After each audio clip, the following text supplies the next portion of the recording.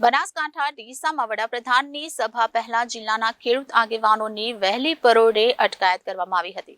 વહેલી સવારે આગથાળા પોલીસ દ્વારા જિલ્લા પ્રમુખ દોલાભાઈ ખાગડા વાવથી રામસિંહ રાજપૂત ધાનેરાથી શંકરભાઈ વાગડાની અટકાયત કરવામાં આવી છે।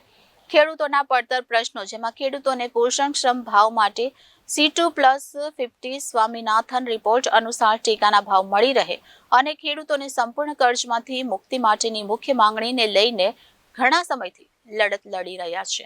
વધુમાં દોલાભાઈ ખાગડાએ જણાવ્યું કે સરકાર ખેડૂતોથી ડરી રહી છે, એટલે ખેડૂત આગેવાનોને પોલીસને આગળ કરી નજર કેદ કરીને કાર્યક્રમ કરવા પડે છે। કેન્દ્ર સરકાર દ્વારા ઉદ્યોગપતિઓના લાખો કરોડો રૂપિયા માફ થતા હોય તો એ જ નિયમથી ખેડૂતોને પણ કર્જમાંથી મુક્ત કરવા જોઈએ। ખેડૂતોને એક જ અવાજ, ખેત પેદાશોના પૂરતા ભાવ અને કર્જમાંથી સંપૂર્ણ ઋણ મુક્તિ।